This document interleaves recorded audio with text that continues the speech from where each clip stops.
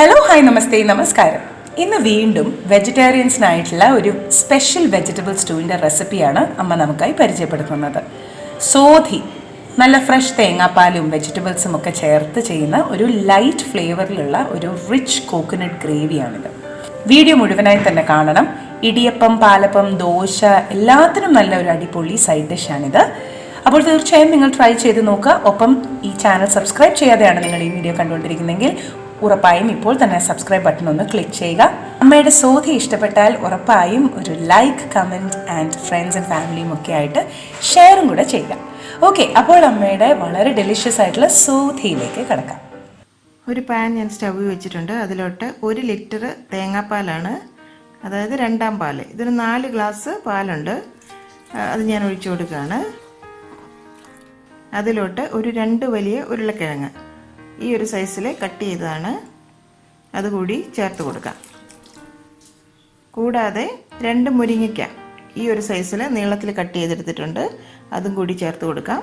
1/4 cup fresh green പീസാണ്, അതും കൂടി അങ്ങ് ചേർക്കാം. ആവശ്യത്തിനുള്ള ഉപ്പ് കൂടി ചേർത്ത് കൊടുക്കാം. എല്ലാം കൂടി നന്നായിട്ടൊന്ന് തിളച്ച് വരട്ടെ. പൊട്ടറ്റോ കഷ്ണങ്ങളൊക്കെ ഒരു പകുതി വേവായാൽ ഒരു 2 ക്യാരറ്റ് ഇതുപോലെ നീളത്തിൽ അരിഞ്ഞത് കൂടി നമുക്ക് ചേർത്ത് കൊടുക്കാം. എല്ലാം കൂടി ഒന്ന് മിക്സാക്കി എടുക്കാം. ഒരു 7-8 ബീൻസാണ്, അതും ഇതുപോലെ നീളത്തിൽ അരിഞ്ഞെടുത്തതാണ്, അതും കൂടി ചേർത്ത് കൊടുക്കാം. എല്ലാം ഇതേ ഒരു നീളത്തിൽ അരിഞ്ഞെടുത്താൽ കുറച്ചും കൂടി ഭംഗിയായിരിക്കും കാണാൻ. എല്ലാം കൂടി ഒന്നങ്ങ് തിളച്ച് വന്നു കഴിഞ്ഞാൽ അതിലേക്ക് ഒരു 5-6 പൈനാപ്പിളിൻ്റെ പീസസ് കൂടി ചേർത്ത് കൊടുക്കാം. ഇത് നല്ലൊരു ഫ്ലേവർ തരും ഈ ഒരു കറിക്ക് കേട്ടോ. ഇതിന് പകരം വേണമെങ്കിൽ അധികം പുളിയില്ലാത്ത ഒരു 2-3 കഷ്ണം പച്ചമാങ്ങ വേണമെങ്കിലും ചേർത്ത് കൊടുക്കാം. എന്തായാലും നാരങ്ങാനീര് നമ്മൾ ലാസ്റ്റ് ചേർക്കുന്നുണ്ട് ഒരു ചെറിയ പുളിക്കായിട്ട്. അപ്പോൾ ഞാനിപ്പോൾ ഇവിടെ പൈനാപ്പിളിൻ്റെ കഷ്ണങ്ങളാണ് ചേർത്ത് കൊടുക്കുന്നത്. ഇനി ഈ കഷ്ണങ്ങളൊന്നും മുഴുവൻ അങ്ങ് വെന്ത് പോകണ്ട. നമുക്കിനി ഇത് മറ്റേ സ്റ്റൗവിലേക്ക് അങ്ങ് മാറ്റി വെക്കാം. അതിനുശേഷം ഇതുപോലെ ഒരു പാനിലേക്ക് 2-3 ടേബിൾ സ്പൂൺ വെളിച്ചെണ്ണ ചേർത്ത് കൊടുക്കാം. എണ്ണ നന്നായിട്ട് ചൂടായി വന്നാൽ ഒരു 6 വെളുത്തുള്ളി അല്ലി നീളത്തിലരിഞ്ഞത് കൂടി ചേർത്ത് കൊടുക്കാം. ഒരു മീഡിയം പീസ് ഇഞ്ചി ഇതുപോലെ നീളത്തിലരിഞ്ഞതാണ്, അതും കൂടി ചേർക്കാം. എരിവിനായിട്ട് ഒരു 6-7 പച്ചമുളക് നീളത്തിലരിഞ്ഞത്, അതും കൂടി ചേർത്ത് കൊടുക്കാം. എല്ലാം കൂടി ഒന്ന് മൂത്ത് വന്നു കഴിഞ്ഞാൽ അതിലോട്ട് 10-15 ചെറിയ ഉള്ളി, അത് നീളത്തിലരിഞ്ഞതാണ്, അതും കൂടി ചേർത്ത് കൊടുക്കാം.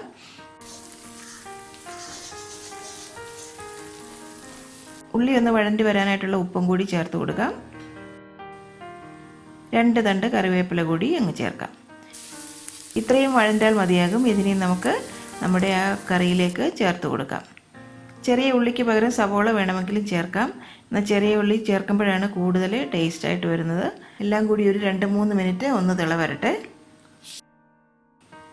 ഇതിപ്പം എല്ലാ കഷ്ണങ്ങളും ആവശ്യത്തിന് വെന്തിട്ടുണ്ട്. ക്യാരറ്റും ബീൻസും ഒക്കെ ഒന്ന് ക്രഞ്ചിയായിട്ട് അതിൽ കിടക്കുന്നതാണ് നല്ലത്. അധികം അങ്ങ് വെന്ത് പോകേണ്ട ആവശ്യമില്ല.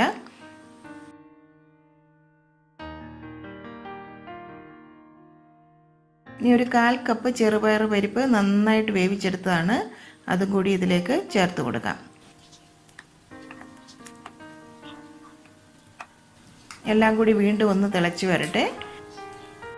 അതിനുശേഷം അതിലോട്ട് 1 ഗ്ലാസ് കട്ടിയായിട്ടുള്ള തേങ്ങാപ്പാലാണ്, അതുകൂടി ചേർത്ത് കൊടുക്കാം. കൂടുതൽ തിക്കായിട്ട് വേണം നിങ്ങൾക്ക് ഗ്രേവിയെങ്കിൽ 1-ാം പാൽ കുറച്ചും കൂടി തിക്കായിട്ട് എടുക്കാം. അതല്ലെങ്കിൽ ഈ 2-ാം പാൽ കുറച്ചും കൂടി വറ്റിച്ചതിന് ശേഷം നിങ്ങൾക്ക് 1-ാം പാൽ ചേർത്ത് കൊടുക്കാം. ഇതിപ്പോൾ അപ്പത്തിനും ഇടിയപ്പത്തിനും ഒക്കെ കറക്റ്റ് ഒരു തിക്നെസ്സാണ്. കണ്ടില്ലേ, തീരെ ലൂസല്ല, എന്നാൽ അധികം അങ്ങ് തിക്കുമല്ല. ഫൈനലായിട്ട് ഒരു 1/2 മുറി നാരങ്ങ നീര് കൂടി നമുക്ക് ചേർത്ത് കൊടുക്കാം. ഒരു ചെറിയ പുളിയും കൂടി ആകുമ്പോഴാണ് കറക്റ്റ് ടേസ്റ്റ് ആകുന്നത്.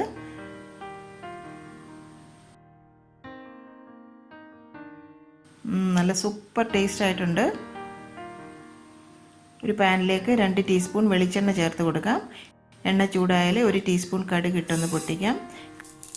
കടുക് പൊട്ടി വന്നാൽ 2 ടീസ്പൂൺ ഉഴുന്ന് പരിപ്പ് കൂടി ചേർക്കാം.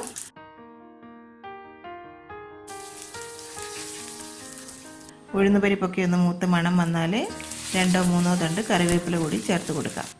ഇനി ഫ്ലെയിം അങ്ങ് ഓഫ് ചെയ്യാം. അതിനുശേഷം ഒരു നുള്ള് മഞ്ഞൾപ്പൊടി കൂടി ചേർത്ത് കൊടുക്കാം. 1/4 ടീസ്പൂൺ തന്നെ വേണ്ട കേട്ടോ, ഒരു നുള്ള് മതിയാകും. വളരെ കുറച്ച് മഞ്ഞൾപ്പൊടി മതി. ഞാനൊരു ഇൻഗ്രീഡിയൻറ്റ് മറന്നുപോയി കേട്ടോ. 1/4 ടീസ്പൂൺ ഉലുവ കൂടി നമുക്ക് ചേർത്ത് കൊടുക്കണം. ആ ഉലുവ കൂടി ചേർത്ത് ഒന്ന് മൂപ്പിക്കണം. ഞാനിപ്പോൾ ഫ്ലെയിം ഒന്നുകൂടി ഓൺ ആക്കുകയാണ്. ഫ്ലെയിം ഓഫ് ആക്കുന്നതിന് മുമ്പായിട്ട് വേണം നിങ്ങൾ ഉലുവ ചേർത്ത് മൂപ്പിക്കാൻ കേട്ടോ. ഫ്ലെയിം ഓഫ് ചെയ്തതിന് ശേഷം മഞ്ഞൾപ്പൊടിയും കൂടി ചേർത്ത് കൊടുക്കണം. ഇനി നമുക്കിത് ചൂടോട് കൂടി തന്നെ നമ്മുടെ സോത്തിയുടെ പുറത്തായിട്ട് ഒഴിച്ച് ഗാർണിഷ് ചെയ്യാം. കണ്ടില്ലേ, നല്ല അടിപൊളി ഗ്രേവിയാണ്. മസാലയൊന്നും ഒട്ടും തന്നെ ചേർത്തിട്ടില്ല. ഫൈനൽ ഗാർണിഷിങ്ങിനായിട്ട് ഒരു തണ്ട് മല്ലിയില കൂടി ചേർക്കാം. ഇത്രയേ ഉള്ളൂ. ഇനി സെർവിങ് ഡിഷിലേക്ക് നമുക്ക് ഇത് സെർവ് ചെയ്തെടുക്കാം. നല്ല സ്റ്റീംഡ് റൈസിൻ്റെ കൂടെയോ ആപ്പത്തിൻ്റെയോ പാലപ്പത്തിൻ്റെയോ ഇടിയപ്പത്തിൻ്റെയോ ഒക്കെ കൂടി നല്ല സൂപ്പർ കോമ്പിനേഷനാണ്. ചപ്പാത്തിയുടെ കൂടെ നല്ലതാണ് കേട്ടോ. ഈ ഒരു കറി തമിഴ്നാട്ടിലെ തിരുനെൽവേലി സൈഡിലൊക്കെ കല്യാണങ്ങൾക്ക് ഒഴിച്ചുകൂടാൻ പറ്റാത്ത ഒരു കറിയാണ്. പ്രത്യേകിച്ച് കല്യാണം കഴിഞ്ഞ് മറുവീട് ഫംഗ്ഷനൊക്കെ നടത്തുമ്പം, കല്യാണം കഴിഞ്ഞ് പെണ്ണും ചെറുക്കനും ഒക്കെ വീട്ടിലേക്ക് വരുമ്പം ബ്രൈഡ് റൂമിനെ സൽക്കരിക്കാനായിട്ട് ബ്രൈഡിൻ്റെ വീട്ടിൽ ഉണ്ടാക്കുന്ന ഒരു കറിയാണിത്. ഫ്ലേവറൊക്കെ വളരെ ലൈറ്റ് ആണെങ്കിലും നല്ല റിച്ച് ആയിട്ടുള്ള ഒരു ഗ്രേവിയാണിതിന്. എന്തായാലും വളരെ ടേസ്റ്റിയാണ്. ചെറുപയർ പരിപ്പും മുരിങ്ങയ്ക്കായും ഒക്കെ ചേർക്കുന്നത് കൊണ്ട് തന്നെ വളരെ വ്യത്യസ്തമായ ടേസ്റ്റിലുള്ള ഒരു വെജിറ്റബിൾ സ്റ്റൂ എന്ന് തന്നെ ഇതിനെ പറയാം. വേഗൻസിനും കഴിക്കാൻ പറ്റിയ കറിയാണിത്. ഞാനിത് നല്ല പഞ്ഞി പോലുള്ള ഇടിയപ്പത്തിൻ്റെ കൂടെയാണ് സെർവ് ചെയ്യുന്നത്. ഈ ഒരു ഇടിയപ്പത്തിൻ്റെ റെസിപ്പിയും പുറകെ തന്നെ നിങ്ങളുമായിട്ട് ഷെയർ ചെയ്യാം. എന്തായാലും ഞാനിതൊന്ന് കഴിച്ചു നോക്കട്ടെ. കറി കാണുമ്പം തന്നെ അറിയാം ഇതിൻ്റെ ടേസ്റ്റ് അല്ലേ. വെജിറ്റബിൾസൊക്കെ നല്ല ഫ്രഷ് ആയിട്ട് നല്ല ക്രഞ്ചി ആയിട്ട് തന്നെ ഉണ്ട്. അധികം അങ്ങ് വെന്ത് പോയിട്ടില്ല. പൈനാപ്പിളിൻ്റെ ആ ഒരു ചെറിയൊരു പുളിയും ആ തേങ്ങാപ്പാലിൻ്റെ ആ ഒരു ഫ്രഷ് ടേസ്റ്റും ഒന്നും പറയാനില്ല സ്വാദിനെ പറ്റി. കുറുമയാണെന്ന് ചോദിച്ചാൽ കുറുമയല്ല, എന്നാൽ വെജിറ്റബിൾ സ്റ്റൂ ആണെന്ന് ചോദിച്ചാൽ അതുപോലെ രണ്ടിൻ്റെ ഇടയ്ക്ക് നിൽക്കുന്ന ഒരു സ്വാദാണിതിന്. ഇത് നിങ്ങൾ ട്രൈ ചെയ്യണം കേട്ടോ. ഇതിൻ്റെ സ്വാദ് നിങ്ങൾ ഒന്നറിയണം. മലയാളികൾക്ക് അധികം പരിചയമില്ലാത്ത ഇതുപോലെയുള്ള ഡിഷസൊക്കെ നിങ്ങൾക്ക് ട്രൈ ചെയ്യാൻ വേണ്ടിയാണ് നിങ്ങളുമായിട്ട് ഇത് ഷെയർ ചെയ്യുന്നത്. അപ്പോൾ റെസിപ്പി ഇഷ്ടപ്പെട്ടാൽ നിങ്ങളുടെ കമൻസൊക്കെ മറക്കാതെ തന്നെ കമൻറ്റ് ബോക്സിൽ എഴുതാൻ മറക്കണ്ട.